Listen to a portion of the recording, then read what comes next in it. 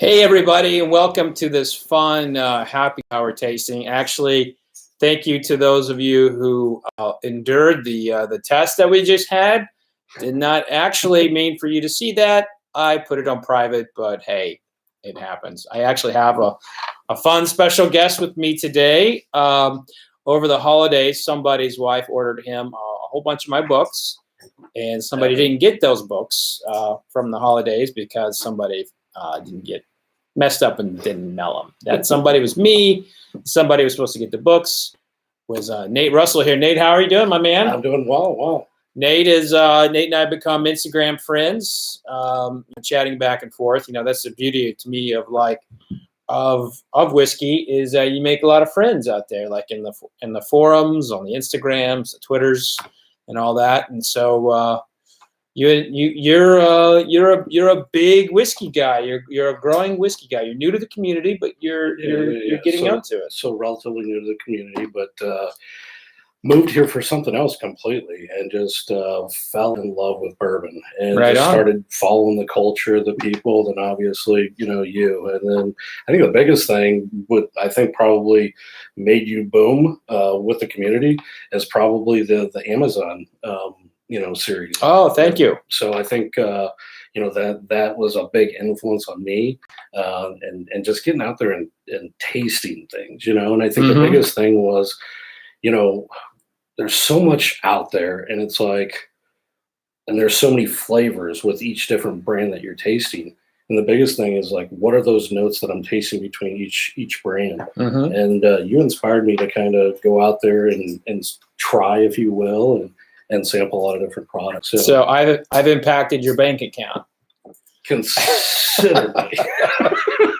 Absolutely considerably. Yeah. Well, see, a lot of people think that I get all my stuff for free, and I do get a lot of samples. In fact, we're going to taste some samples here in a bit. These some of them were sent to us by distillers or bottlers, but I'll spend between $10,000 and $20,000 a year on bourbon. Usually it's kind of collector's bottles and stuff, but ain't nobody giving me Pappy or Buffalo. Ain't nobody giving me Buffalo Trace Antique Collection. Those are definitely some rare ones to come by, but I've been able so far, just living here and obviously networking with community and folks, but I was able to get my hands on some of those rare, unique kind of bottles, and it's just, I don't know, the whole culture, everything. It's just I don't know. I'm definitely head over heels in love with the business and in love with the industry. Awesome. Well, one of the things that we do here is we get a lot of fun questions. We've got Douglas Pendleton out there who is moderating for us. So in the past, we've actually gotten some really nasty comments, and they're not necessarily toward me, but like racist assholes and all that. So if there's any kind of jerkiness out there, Doug's going to shut them down. And let me tell you, you don't want to mess with Doug. Don't want to mess with Doug. All right. Yeah, he will fuck you up. So Doug, we're going to go ahead and start getting the tasting. If you guys are not subscribing to the YouTube channel, make sure you just go down there and click on YouTube. And actually tomorrow I'm launching my podcast, my first episode of the podcast, which is basically I am interviewing the famous country music artist, Lindsay L. So that should be a lot of fun. So make sure you're checking that out as well.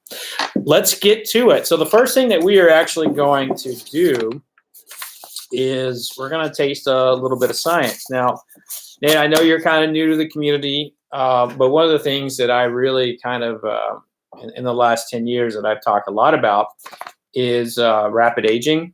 And that's when someone tries to make something taste better quicker. And what they will do is that they will, they'll shake a barrel in a certain way and how does it do with temperature too, right? Yeah, sometimes they'll do like a rapid aging with through temperature, heating it up. The controlled temperature is not as, we don't really put that in the same category. Some people will use sonic the bass and everything to push the whiskey deeper in the wood. Copper and Kings does that. Hudson, Baby Bourbon does that. Actually, to a smaller degree. Blacken, Metallica's whiskey does that. Now there is a company that's a spirits technology company. They're actually not. They're not, putting their own spirits out there. They're providing what they're calling a polishing technique to enhance what they think is a flavor. Basically, what they're doing is they are stripping out like the higher alcohols using, let's see, they've got a lot of different terms that they're using here. But the guy who's behind it was on NASA. So he was the inventor of the year for NASA. Oh wow! So I'm thinking if you're the inventor of the year, his name is Dr. Benjamin Mosier. He's the inventor of the year for a micro encapsulation expert and author of over 50 patents. So when a guy like that gets into the spirits game, I just have this feeling like, you know what, despite my beliefs and theories on whether or not like an enhancement technology in spirits should be used, you're coming from NASA, you're going to get a shot from me. So basically, let's take. I'm going to take a look here. I'm going to read to you what these guys claim they do. Previously distilled spirits such as whiskey, tequila, rum, or gin, or high-proof grain-neutral spirit are placed under a mild vacuum. So I don't think that's like the Hoover. No, they're not going to put that on the Hoover or like the Dyson.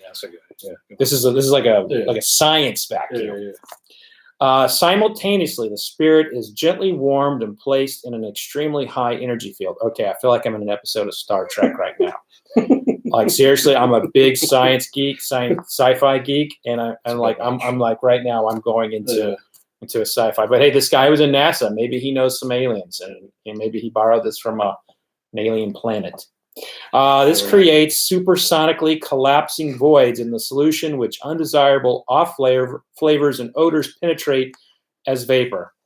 All right, supersonically collapsing voids. I think my wife has called me that before. She's called me she said, Fred, take out the trash. You're a collapsing void. So, and that's Jessica's laughing. That's what I deal with at home. These voids are swept with bubbles. Okay. Swept with bubbles of inert food grade gas before they collapse. All right. Further, the energetic creation of the voids generates free radicals that further polish the solution. It's polishing that solution, all right.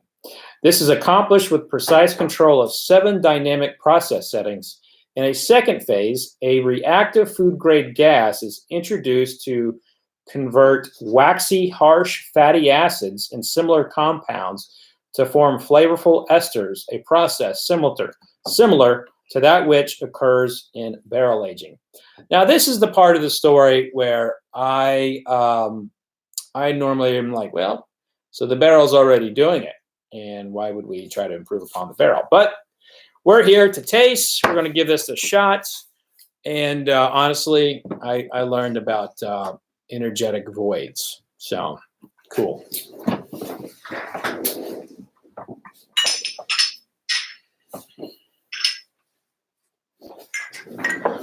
All right, so what we have here is we have a polished version, and then we have a controlled version.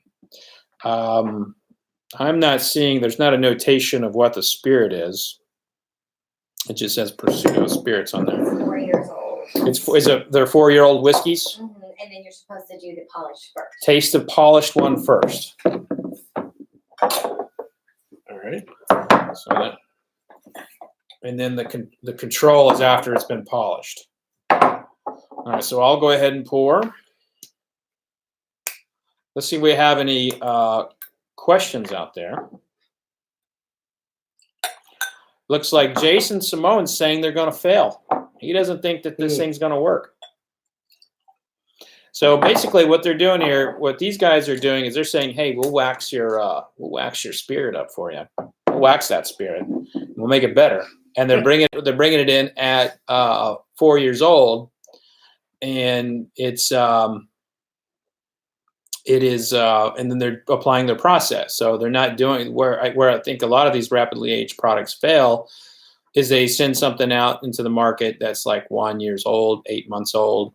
And so they've never really had any barrel extraction. This one's actually going to have some barrel extraction. So my prediction is it's probably not going to suck as bad as some of the other ones. All right, so I'm not getting any of that alcohol burn right off the nose. I'm not either. Just It's kind of tame, to be honest. Yeah, it's like basic grain. Pretty soft.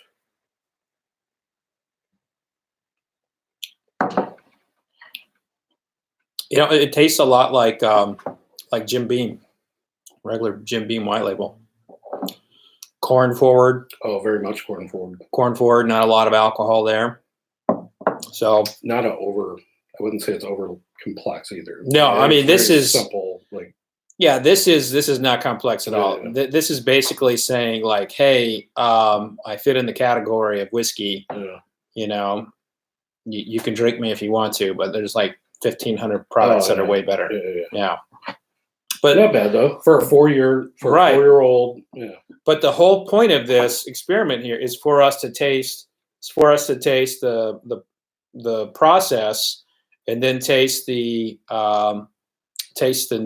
what it was like before. So now that they've applied their NASA magic that they acquired from aliens. Do you think they got it from aliens? I mean, he was with NASA. He was with NASA. Yeah. So I mean, there's probably some eccentric thinking for sure. Do you believe in aliens? Yes and no, man. I'm on the fence, man. I'm from the Missouri, so I'm from the Show Me State. Yeah. So it's like, I mean, at the same time, it's like there's been so many sightings out there, right? So it's hard to say that somebody's wrong too. So I'll tell you what. I went to the Precious Moments thing in Missouri.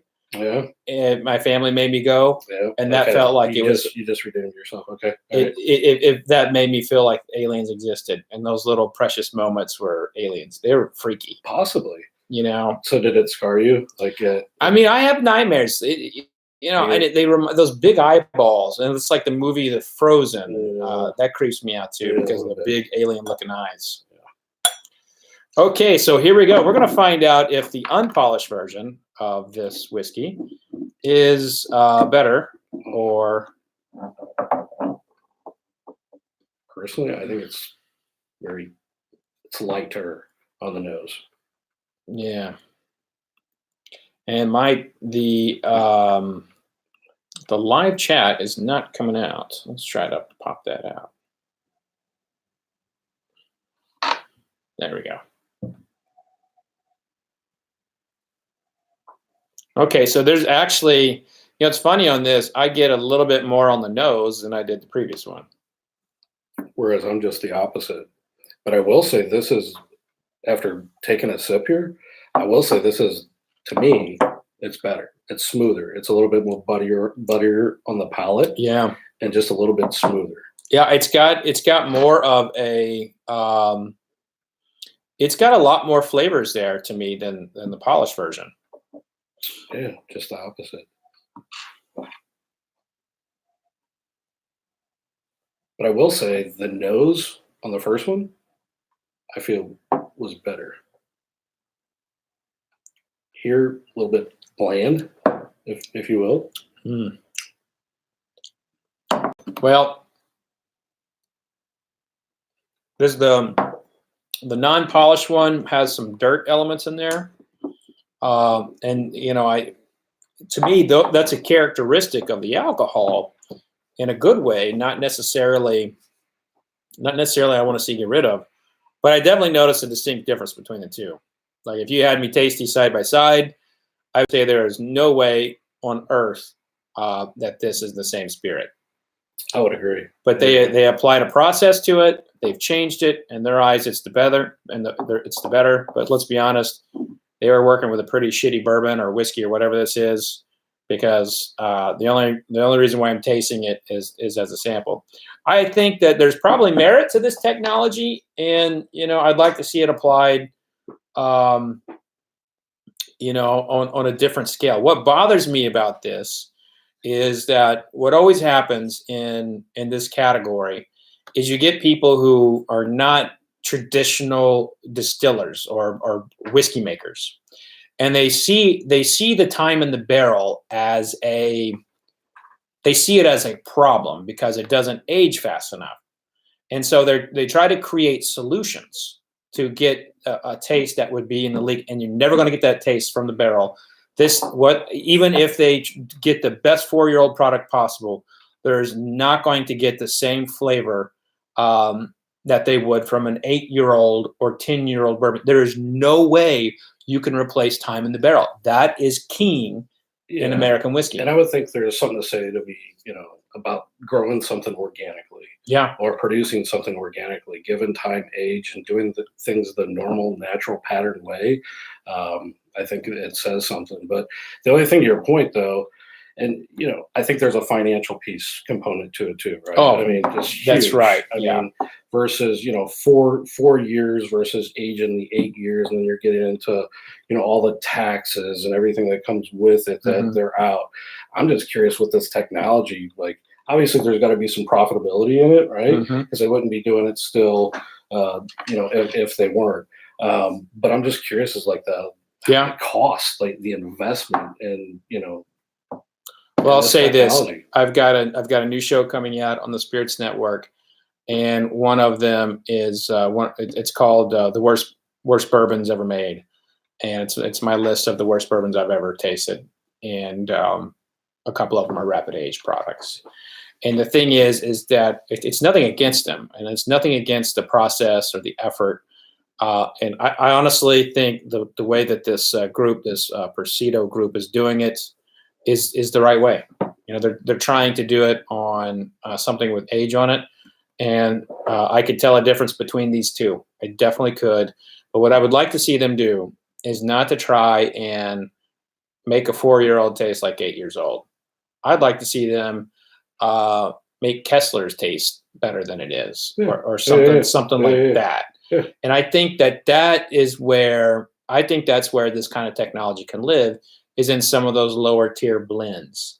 And you put what they put out here as a base for a blend, and you've got yourself a really nice $9.99 bottom shelf blend, perfect for it. And so that's what I would like to see. Not that they would listen to me, because everyone's trying to get the big bucks, but this is one where I don't think I'd like to see it in some other forms, but and I can tell it is definitely different. But at the end of the day, my opinion has held true of that. So I'm just curious though. Question is, if you did age it, say right now you're at 4 years, okay, and would it make any difference if you go up to say 6 years or something like that? I bet it would, I bet it would, and I bet you that the process would probably strip out a lot of elements that we as bourbon drinkers actually like. Yeah. So I agree. Yeah. Let's see. You have a chain of chemical reactions that sequentially, not side by side. That's right. That's my man right there. Greg Gorman says it's hard to say butterier. Can you do that? Butterier. I don't know if I can do that again, but I'll try butterier. He's from Missouri, so they're more akin to say butterier. Butterier. Yeah, good catch. Nice. All right, now we have another sample of these. We're not going to do both of them, but that was fun to do. Yep. Now let's go to doing the what now? We're going to American Freedom Distillery, Horse Soldier Bourbon. All right, so this is Horse Soldier Bourbon. This is 2 years old, 87 proof. These guys were, they're heroes. They're American heroes. So they were the soldiers who rode the horses in Afghanistan after 9/11. There's been movies and books about them. I'm a vet, and no matter what I think of this whiskey, I'm damn proud of them for, getting into this business. And I can't say enough things about them. Green Berets, Special Forces have done more for this war, these wars that we're fighting, than anyone will ever know. And I spent a lot of time with the 5th Group in Iraq, and yeah, amazing human beings. Also, I'll tell you, they are real superheroes. They are fucking crazy in some ways.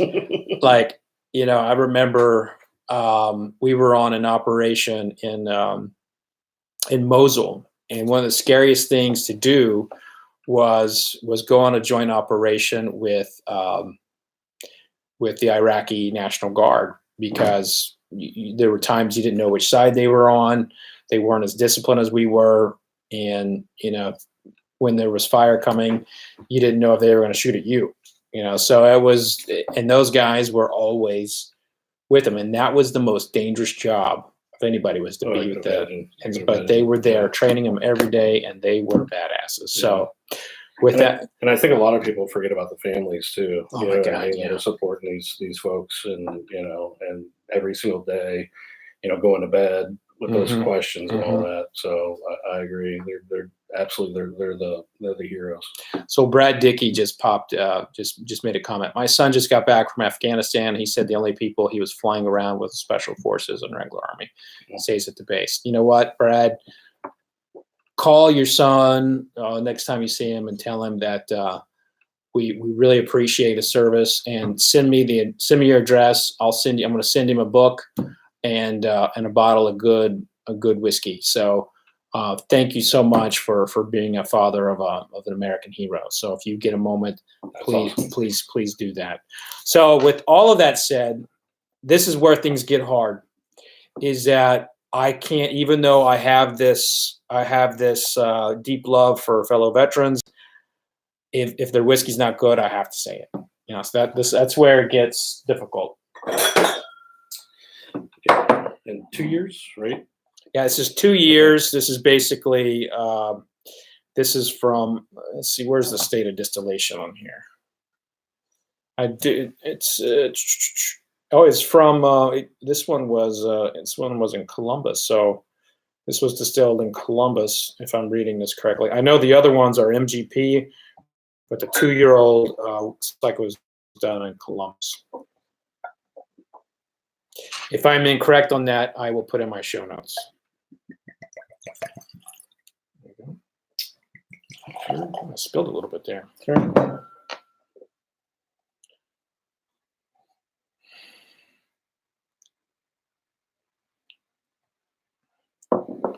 Well, I'll tell you this, I like it better than the stuff we just had. Really? Yeah. That's not bad. Definitely got some more time, needs more time in the barrel. Yeah, for sure. But, definitely better. But I'm not hating that one. No. Yeah, so this is promising. It's promising. More rum on the nose as well than those two. I'm getting like hay. It's interesting. They're actually opening a Kentucky facility in Somerset, Kentucky. So yeah, great place.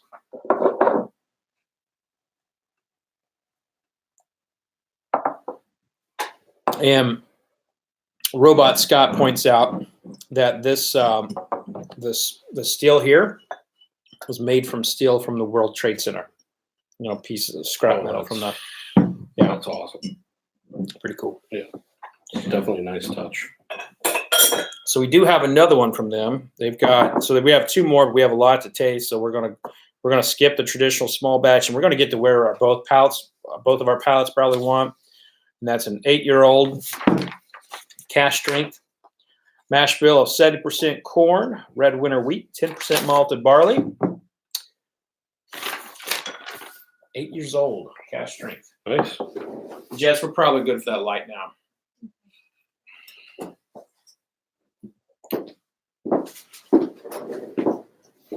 When you get on camera, it's amazing, but reading labels becomes harder. It's like you read the label 1,000 times, and you know everything about the whiskey, but then you look at it and you're like, I can't find that. So could be something that's good. Little age too. Yeah, staring at a computer screen for the eyeballs do not work as well. So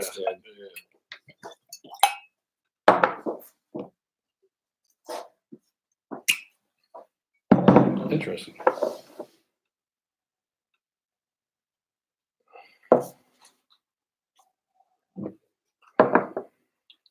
there's like a elixir.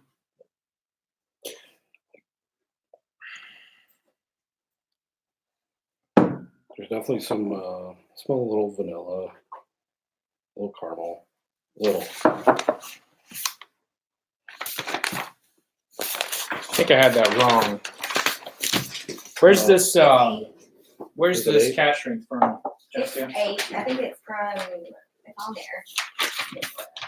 No, the distillery is not here, like where it was distilled. Oh, Columbus, so this one's Columbus, Ohio as well. Presumably, it's very similar, same bottle.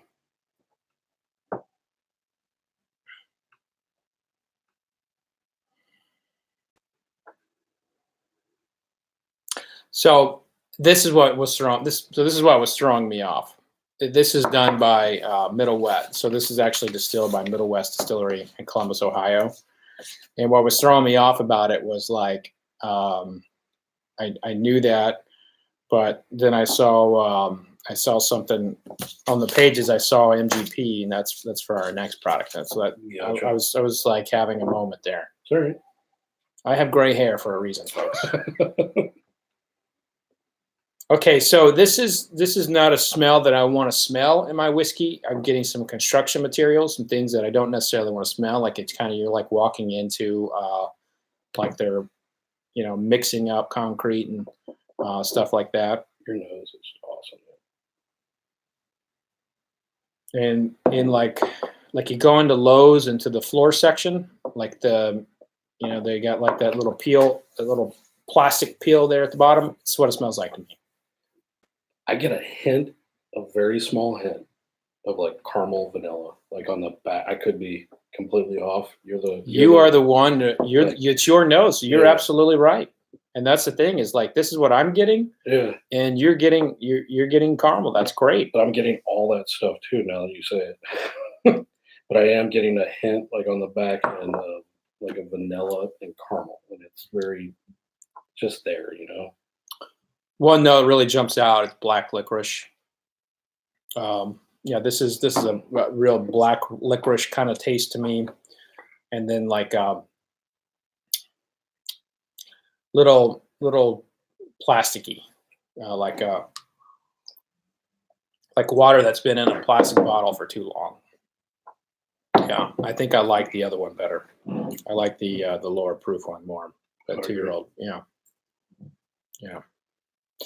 But again, I love what they're doing. I love their mission. I love them coming into the whiskey game, and I'm very excited to see what they're going to do in Somerset now that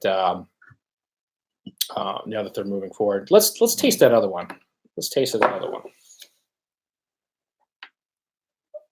There was other reviews that said the same thing. What's that? That about it being like construction and. Someone else said that? Another review was the wash. I love the bottle though. I mean, It's a gorgeous bottle. Careful, bottle is broken.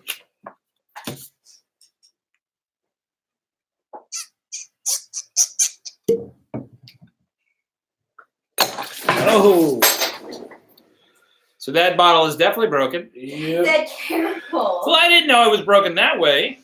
I didn't know how. I just had a bad feeling about it. So much for live feed here, huh? I think we're all good. We're all good. We're all good. All the wires, everything is good. The show will continue. The show will continue. Now, was that Post-it note over the actual? Yeah. Because I'm wondering if somebody. I think somebody was Jessica. It came broken. I was warning you. Jessica just jobbed me, or actually, maybe that's karma for like saying. Yeah, she was just over there waiting for that. I guarantee you. It's just. Yeah, we're gonna take a quick little break here. We're gonna clean this up. We're gonna keep going actually. Yeah. Can you grab some rags while we keep going here? Yeah. I will. So now we're going to go into Midwinter's Night Dram Act 7 Scene 6. Now this is one of my favorite releases every year. It was my I want to say 2015. That one was my American Whiskey of the Year. And I have all my notes here. Now they are covered. This is wonderful. Okay, so this is a... You just gotta laugh. I mean, I know, right? It's like... Oh my gosh. It's all good. There. It's all good. Oh, that's a lot. That's a lot. that it is. That it is. Hey, none of it got on equipment, though. That's what matters. Yeah, it is. It was probably... Honestly, this is kind of like a bat. I just got a whiskey bat, you know?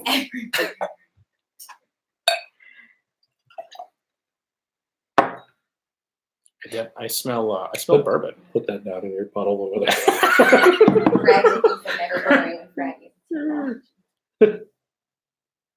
Oh man. So this is a blend of straight rye. One of them is 95 rye, 95% rye. The other one's 80% rye. One's from MGP, and the other is from High West Distillery. And this is a High West product. This is their annual release.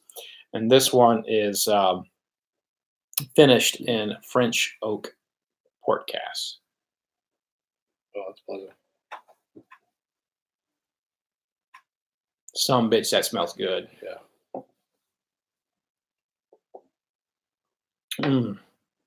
Call your grandma, get her to empty her bank account, go to the store and buy this bottle right now. You don't have to use your grandma's money, but it's just a suggestion if you don't have any money. It's good. Oh, yeah. How would you borrow money to get a bottle like this? Ooh. I'd call grandma. Yeah. How would you do it? I don't know. Probably call grandma. You call grandma? Yeah. Or would you be saying, go underneath a bridge and hold a sign? Do some pedaling. Yeah. Completely legal, by the way. Some panhandling. Completely legal. It is. They still do it though. I love this. It is a fantastic whiskey. We're good. We are really a big fan. Said to pair it with Big Newton. Oh, we're gonna do a Big Newton pairing here. Yeah.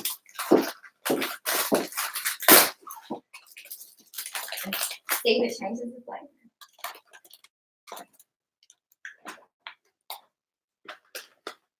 I like Big Newton better too.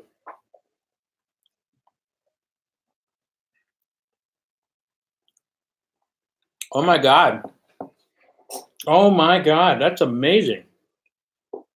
Whoever decided that pairing nailed it. Oh, it is. That is one of the better pairings I've had in a long time. That's great. Wow. Oh, so High West, Midwinter's Night Dram, Act 7, Scene 6 is a must buy right now. I am going to get as many of these as I can. However, this is only the second time I've tasted it, so I can't give it a proper score. When I score, I have to taste it 3 times because I want to make sure that I'm not being influenced by having a puddle of whiskey in my lap or something like that. So don't drink it at cigar. That Jessica brings up, don't drink at a cigar club. That might actually happen because tonight's cigar night after some phone calls and shit. Okay, so let's go to the next one. Larceny Barrel Proof. Now, I have tasted this 3 times, and I haven't been high on it. I haven't liked this at all any 3 times I've tasted it.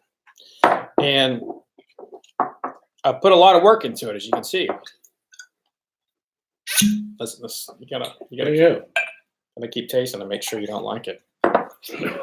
And I promised somebody on Instagram that I would send them the bottle. So just follow me on Instagram. Weird shit, I do weird shit all the time. So make sure you go to Fred Minnick. I'm here. And he's here from Instagram. And some guy says, hey, if you don't like it, send it to me. I said, okay, I will. I didn't tell him how full it would be, so he's not going to get much of a bottle, but still he's going to get something. I'm kind of interested in this one as well. I know regular Larceny isn't really the greatest. It's not your jam? No, not at all. Regular Larceny, though, is not bad for for the price. For the money, absolutely. It's great. I mean, you can go out there, it's good for mixing, or I guess if you want to sip it. Not my thing, though. So it's very alcohol forward. Yes, it's barrel proof, but if it's so alcohol forward, should it be should you have that? Not all barrel proofs are like super alcohol forward like that. And yeah. Oh, big time. I don't compared to like what we just had, we should have maybe. Yeah, well, this is not. This is so flat for me. It's flat. It's grainy. It's alcohol forward. Very much so. Very, very little on the notes. Not a whole lot there, guys. I'm going to give this a very low rating. Yeah. I'm giving this a low rating. I'm going to give this a 79. Wow. Larceny Barrel Proof to me is not a good example of barrel strength whiskey. I think barrel strength whiskey should have flavor to it. I don't think it should be overpowering with alcohol. And this, to me, is just alcohol bomb. It's an alcohol bomb, and then underneath that, it's corn. And you know what? If I want corn, I'm buying mellow corn. So this is not a favorable bourbon for me. There's many of them that I would get. I would even get regular Larceny over this. So yeah, it's not just like it's not okay. I mean, I don't like it. So yeah. But everyone's entitled to their own opinion. You taste it for yourself. This is just my opinion, and everyone has their own flavor notes. So yeah, so that's my opinion on Larceny Barrel Proof. No. Now, this just came in today, Nate. This is Bardstown Bourbon Company. Can we just halt though? Because I want like your scoring system. I'm just kind of curious. Right. And people out there kind of. So obviously anything over 90 is certainly. But what separates, I guess, a 90 from an 80? Oh, well, there's a lot. Yeah, there's a lot. And again, I don't know if I'm putting you on the spot here. No, that's what I wanted. I don't know if you have is it aromas, flavor, combination of everything, or so when we look at how I score, when I look at it like the grade system. Okay, so like when you were in school and you had to write a term paper. Mm-hmm. If you got a C, you got a 71 through 79 or 70 through 79. Mm-hmm. That was a C for my school. I think most of us right. Yeah. And like it didn't matter if you got a C plus or a C minus, you got a C. Where it helped was your weighted average on stuff. And so if I were to convert my ratings to like an A, B, C, D kind of grading system, it'd be very similar. But what's the difference between an 80 and a 90 point? Well, the 80 to means basically my scale goes like if it's an 80 or higher, there's a pretty good chance I'm going to buy it for an occasion. If it's a 70 or higher, that means it's drinkable. Mm-hmm. If it's below 70, it's, you know what, in a pinch, sure, you could drink it, but I would suggest getting something else. If it's under 60, and I've scored a lot of things under 60, don't touch it. And anything that's under 40 is likely poison. So pure gasoline. Yeah, I mean, I've had actual poison sent to me before. So and the distillers didn't know it, but it is what it is. But so like from the 80 to the 90, what's separating it for me is really flavor, mouthfeel, and finish. The nose is very important, but it's not going to like jump me that high. An 80 point bourbon and a 90 point bourbon can both have very similar noses, and this has happened before. But it's on the palate that matters the most. So the palate. So I guess you're getting into more like off notes, probably that would persuade you one way or the other from, say, again. Yeah, it could be. Yeah, so it could be when we get into the 90s and I'm like jumping points. Yeah. It's the time of the finish. It's the spots on the tongue it's hitting. There's all kinds of stuff. Question came in from Mac Dane. What would you rank limited edition Four Roses 2019? Well, actually, Mac, that's a good model. I've got that made my top 5 of very good model of American whiskeys of the year. Yeah. And the question was before that. And the question before that from Timothy Kidd was the Larceny from the first release from 2020 or a bottle from their early release? This was from last year, and they did send us a sample bottle, another sample bottle, but this one was from last year. This was batch. No, this was the first release. This was A120. This was A120. So this is the first batch of 2020, and I would say just Larceny. Yeah, me neither. But Larceny in general, I would say more of like a beginner, right? Like yeah. I know that me just moving here, and certainly it was one of my first bottles that I had picked up. Subsequently, when I started trying, different, labels, brands out there, I just quickly found that there was a lot of better stuff on the market than Larceny. Maybe I'm just being brutally honest, and hopefully I'm not setting you up for a bunch of like bad comments or whatever. But No, I don't. I'm just not a big fan of Larceny. And the 10 itself, I mean, there's a lot of people that waited outside, Liquor Barn and, obviously other different establishments, retailers across America, and for this 10-year, and I think it's come up short. Well, I'll tell you what, you could take a pile of steaming donkey poo, put it in the microwave, add some cheese on it, shake it around with hot water, put it in a bottle, call it bourbon, and you'd have a line at Liquor Barn for someone to buy it. Yeah. And most of those people would say, I got a new, fresh, shiny bottle of bourbon here. I'm going to sell it now in the secondary. I mean, it's ridiculous how stupid some of this has gotten. Well, the bourbon boom itself, I mean, again, not to get on on a tangent here. Get on the tangent, brother. But I would say the last... Jessica, we like tangents, right? 5... Well, I guess it started probably, like, I guess the genesis, if you will, of, like, the boom, 10 years ago? Like, when it really, really, started hitting, hard in U.S., but just the last 5 years is just crazy. Talked to some people, certainly in the industry, we'll keep that secret, but as to what part of the industry I'm in, but just talking with people in the industry, just with Buffalo Trace. I mean, just the amount of visitors from 3 years ago to say now. Again, this is all hearsay, but I was told that there was a little over 30,000 visitors 5 years ago. At Buffalo Trace. There was more than that, but there was. But now you're looking at probably 250,000 or more than that just within the last 5 years. So bourbon boom again. I'm in it. Well, this is a brand that's a benefactor of the bourbon boom, and that's Bardstown Bourbon Company. Now, full disclosure, I did curate their vintage library, but this is a straight bourbon finished in the Prisoner French oak red wine barrels. The Prisoner label with their things like that. Great marketing. Let's see if it yields anything in the whiskey. Honestly, it smells kind of like, it doesn't smell right to me. It smells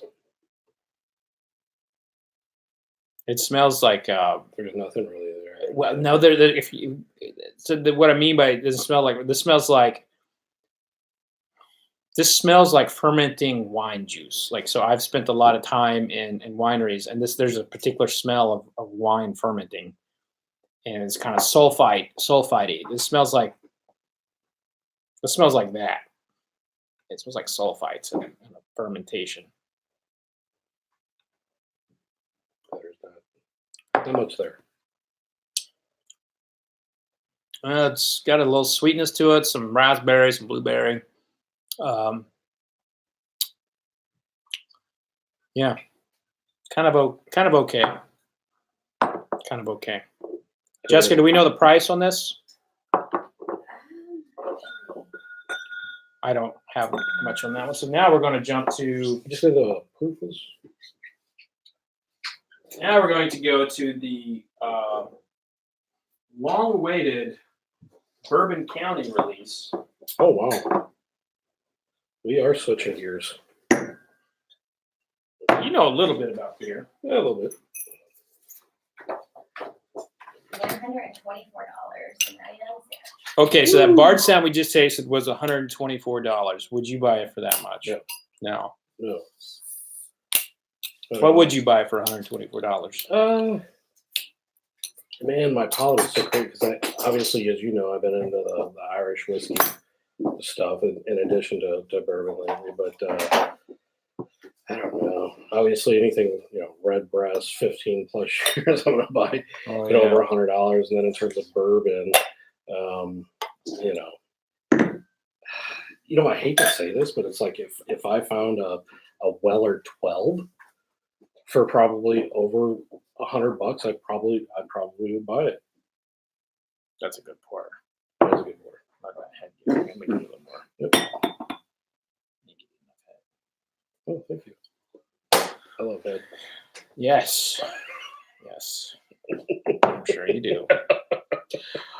So this is kind of a legendary annual release, the Bourbon County Stouts from Goose Island. This one's coming. 2019. This is 2019 in a Larceny barrel. So let's give that a little cheers. I feel like more the need to do a cheers with that. I'm tasting this in a Canadian Glencairn.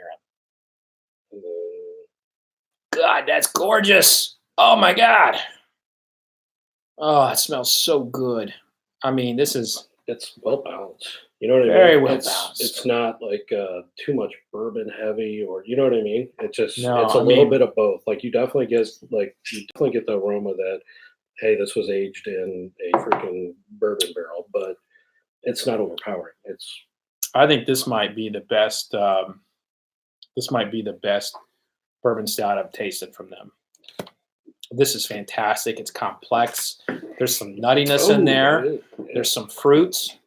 It's balanced, but it's got a complexity there.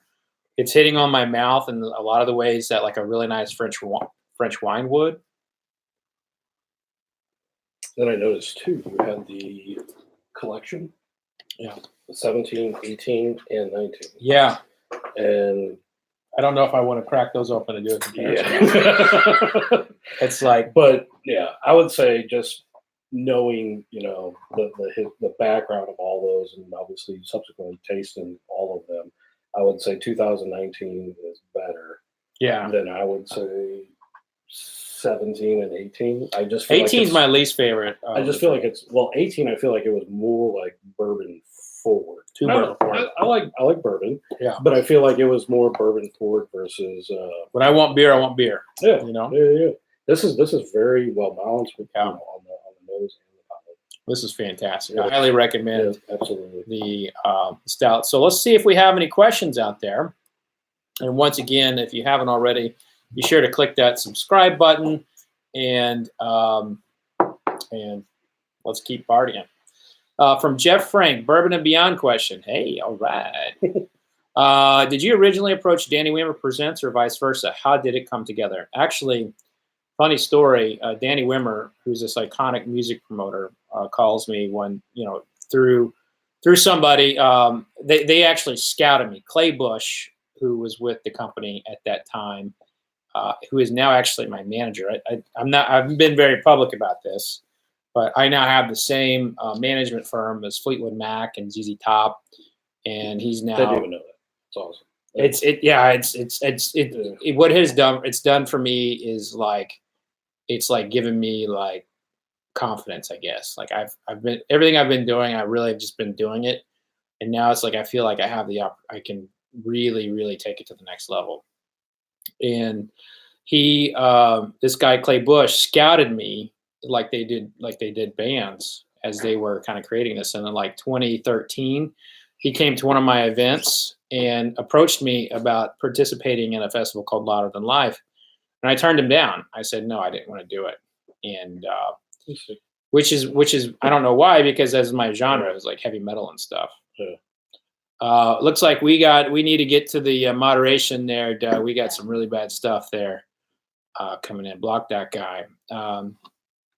We've got so I come in and the conversations keep going. They keep calling me year after year, emailing and everything, and then they tell me they are going to be they're basically going to be starting a bourbon festival called Bourbon and Beyond. And again, I said, I said, no, I'm pretty busy. I'm writing books.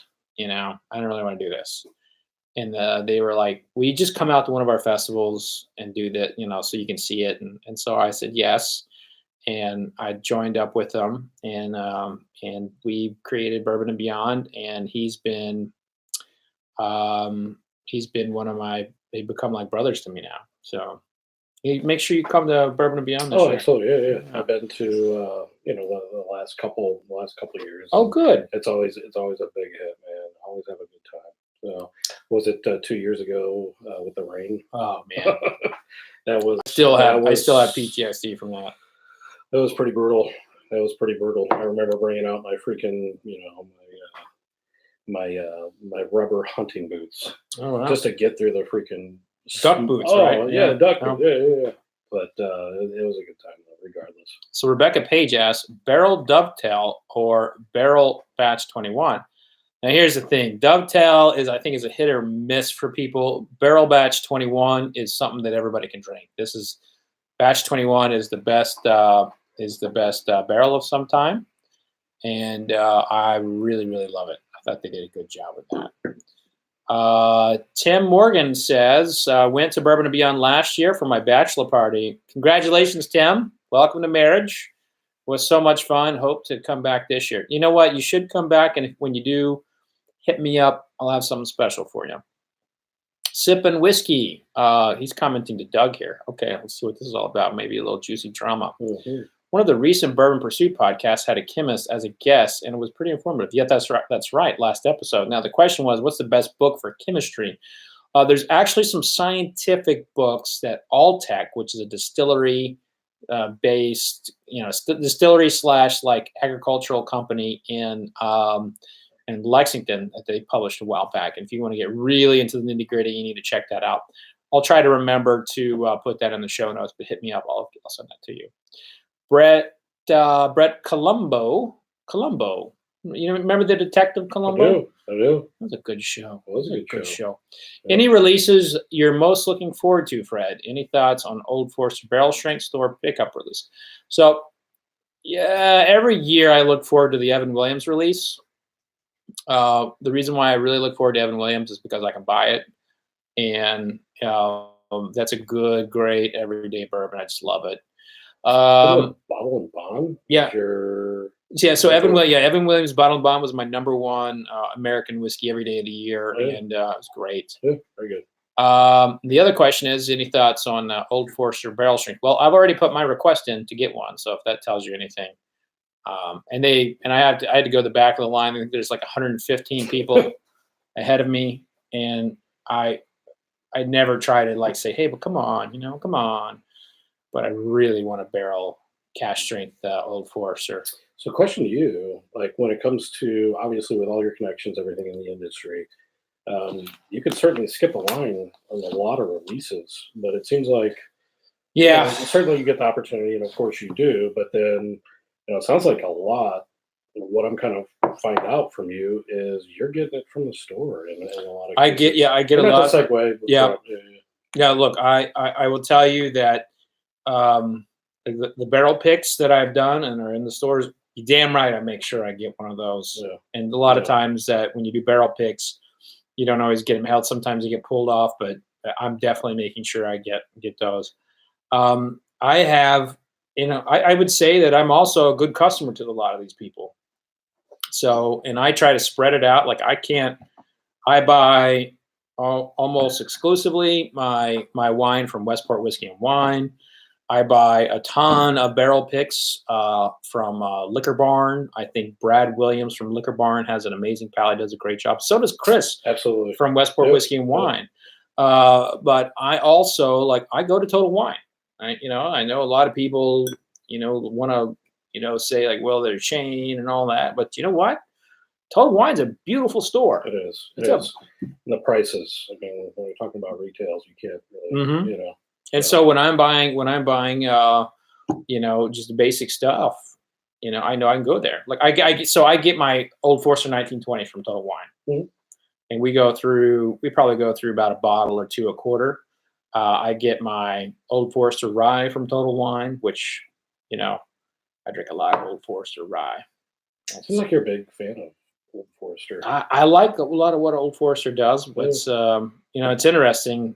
You know, a lot of people have pegged my palate to be like Heaven Hill centric, but really, I have always historically liked a lot of like Brown-Forman products, and there's just something about their stuff when they pull them out of like out of those the heat cycling warehouses, and there's something about those that really do it for me. And Bill Thomas from Jack Rose, he and I have very, very similar palates. And Brown-Forman, Wild Turkey, Heaven Hill are always right there in the thick of it. And you don't really get any better honey barrels, in my opinion, than a Buffalo Trace.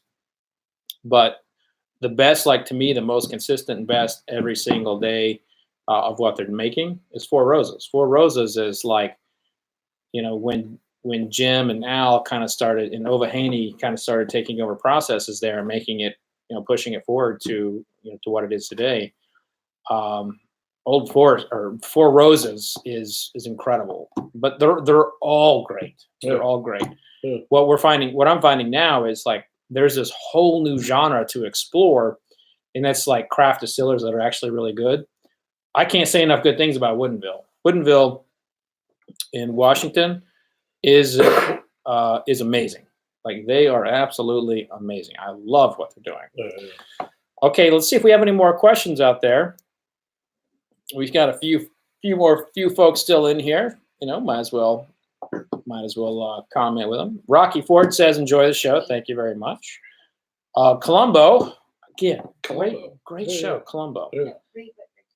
Total Wine doesn't price gouge, like giving them my business. Yeah, they don't. You said we had a question back there, Jessica. Ricky Ford, thanks for trying the Persedo Polished JB. Our goal was to simply demonstrate the effect it has on the whiskey. Definitely showed that. You definitely showed that you had effect on the whiskey. Just another tool in the toolbox, not rapid maturation. Can do some older whiskey too. So thank you for joining, Ricky. Now, Ricky, were you in NASA too? I mean, are there aliens connected to this? I'm never going to get over this, but I appreciate you. I appreciate you joining and watching and everything. And it sounds to me like what Persedo is trying to do is they're trying to be like another form of filtration. Trying to be like, so we talk about chill filtration all the time, and sometimes it's in the messaging of like how things are presented, if you will. And I definitely noticed the difference between the two.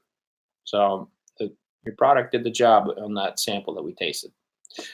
Tim Gargus says, "What trends do you see continuing or falling off in 2020?" Well, I think this is the year of the uprising of people saying enough is enough. I think you're going to start seeing retailers say, we're not going to follow the allocation rules you've set forward to us. And I think you're going to see some boycotts. I think this is the year that you're going to see people so upset with the way American whiskey has gone that you're going to see people trying to break down the three-tier system.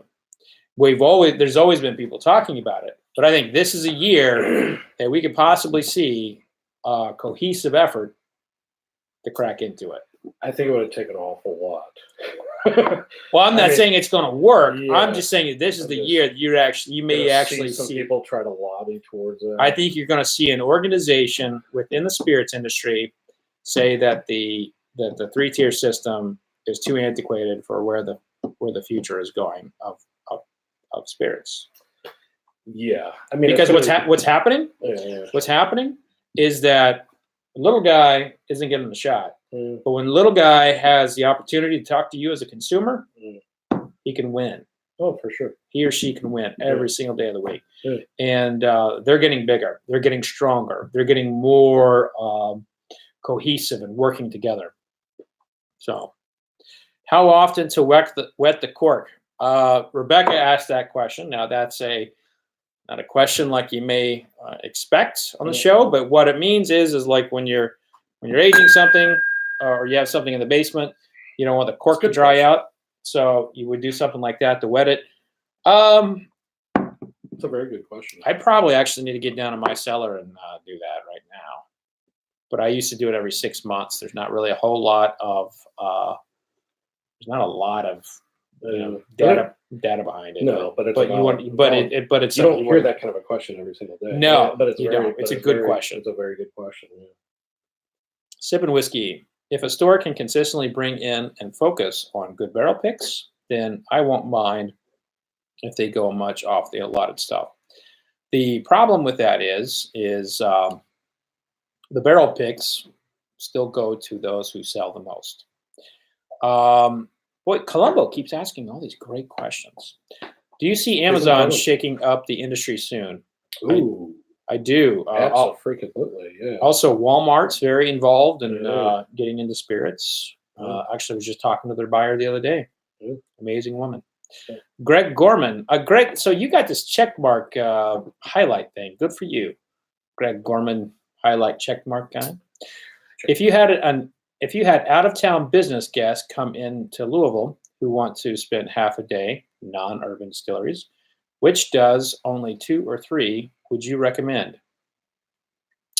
I would definitely recommend Michter's. I'd recommend Old Forester, Rabbit Hole, Angel's Envy, and Evan Williams. They're all the urban. Yeah. Oh, he didn't want urban. Oh, he didn't want urban. I'll help them. Yeah. No. I thought you were talking about non-urban, so non-downtown. I would say, for me, Buffalo Trace. Yeah, Buffalo Trace, because it's a completely free tour. You're talking probably Frankfurt's 40 minutes outside of Louisville. All the good stuff comes from there. All the Pappy, Weller, Bland's, et cetera. The list goes a mile long. But I would strongly recommend Buffalo Trace. It's free, and then you get 2 free tastings at the end. And then also too, you might luck out. When I first moved here. And there's, in addition to, your influence, but Freddie Johnson, he was again, I'm going off on a tangent here, but Freddie Johnson. Please do. Freddie Johnson, he was our first tour guide. And Freddie's been there, and you can read, I won't go into his history and all that. You can certainly, read into it. But Freddie has been in the business a long time, but he was our tour guide. And he was such an influence on, me and, just drinking. And some of the biggest thing with bourbon is just the stories. The stories for me, and the stories that day, it was a couple days after Christmas, a couple years ago. And the stories that he had told along the way just hooked me to bourbon. So hopefully, I'm not saying that you'll get Freddie, but it'd be cool if you got, Freddie. But yeah, I would definitely say there's a waiting list for Freddie now. Yeah, Buffalo Trace certainly should be. I would think destination 1. And then if you're getting some time and you want to venture off a little bit, but Maker's Mark, beautiful beautiful distillery. It's just absolutely gorgeous. And both of them are awesome. So you nailed my 2 top picks from an overall tour. I'd like to add 4 Roses from an educational perspective. Oh, yeah. 4 Roses is where I think you can get more education at a distillery than any other from a tour, from a science perspective. And then if you want to meet a celebrity, Wild Turkey, because at Wild Turkey there's always a rustle around in the visitors area. Yeah. So I think we've been here for over an hour. I've taken up a lot of your time. Thank you so much for coming on. We had a good time. I enjoy hanging out with you and drinking with you. This was actually our first time meeting. Yeah, absolutely. So I just started bugging this guy probably. Well, I've been following him, a little bit on social. Again, ever since the whole Amazon thing. I think I saw that back late summer, early September or something like that. But I started following this guy, and then just within the last, I guess this over the holiday break, I had some days off. So obviously, subsequently, had more time, to look at the phone a little bit and started bugging this guy a little bit. Started giving him a lot of shit, so to speak. As you should. And it seems like he's appreciated it, or at least found it funny. And then lo and behold, today I'm sitting here. So it's kind of odd. Just met this guy for the first time, sitting down with him. But very, very cool dude. I will say very, very genuine. All my communication, everything like that with this guy has been legit. So I don't think most of us not for public consumption though. Like, definitely not. You get us both in trouble. Yeah. For sure. Yeah. Well, I think what we can do is we can take one more question before we sign out. But I promised Nate I wouldn't say anything about what he did or anything like that. But he just moved to Kentucky. So if you are in the Kentucky area, you meet a new cool guy that's in town, show him around. Give them your socials on Instagram. How can they find you if you want to share that? Kind of weird to share that, but yeah, if you want to follow me, big into bourbon as well, but big into Instagram. I'm not a big social media guy per se, but I am big in the Instagram. So it's Nate__1978. If you want to see some of the stuff that I've posted and some of the cool hunting stuff that I've experienced, and just follow along just to see some of the stuff that I'm drinking and what I think too. So appreciate the shout out. Yeah, so give Nate a follow, and if you're in the community, give him a shout out and go have a beer with him or something. For sure, love to. And then you can get to know the real side of him versus the PC that you're getting over here. But let's see if we have any other cool questions here. How can I join you for a Kroger barrel pick on Springhurst? How can you have me join you? Well, reach out, Chris. The other Chris. I'm always happy to do that. And Springhurst also. That's my secret. Springhurst Kroger is my secret store. I don't talk about that, although I just did. But that's my secret store of where I get a lot of good stuff, and I just screwed that all up. So that's where I get all my good rum too. And they keep Foursquare in there just for me. So that's how I use my influences. I get them to carry stuff that I'll buy. Okay. And stuff that people don't really talk about. Looks like I'll take this last question here from Peter at WD Wood Flooring or WDFlooring.com. I could use a new floor, and especially after I spilled a whole pint of bourbon down here. Fred, big fan of some of the blenders. Do you see bourbon continuing like wine, where great blenders can continue to make wonderful bourbons that are appreciated? And yes, Tim Morgan, vodka is awful. Vodka does suck. That's a whole different topic. Blenders are only at the mercy of the quality product that they can get. And to me, if you see, I think good blenders are rare. I think good blenders are actually more rare than good distillers. Because blending is an art. Blending is not a science. Distilling is straight up science. And you can teach distilling. You can't teach blending. Yeah, technically you can teach blending, but there is no way in hell you're going to have the same palate as Joe Beatrice from Barrel Bourbon, or Trip Stimson from Barrel Bourbon, or Julian Van Winkle, who people want to give him make him the Antichrist in the bourbon community, but my God, he had the gift of the gods when it came to a palate. So you're not going to. That's a gift. So I think great blenders are better, are harder to come by than distillers. And the fact is, a great blender can make a great product, but they still have to have the palette of paints to work with. So that is probably going to do it here. Again, thank you so much for joining. If you're not, please subscribe to the YouTube channel. Just click subscribe. The podcast launches tomorrow, so go to the Spotify's. Thank you. Very excited. I am too. Apple Podcast, all those things. Please go to there and subscribe and enjoy. And while you're at it, hit me up on Instagram like Nate did a while back, and maybe you could be sitting here too, tasting with me. Never know. Cheers, everybody. Have a great night. Drink something great. And remember, vodka sucks. Vodka does suck. You motherfucker.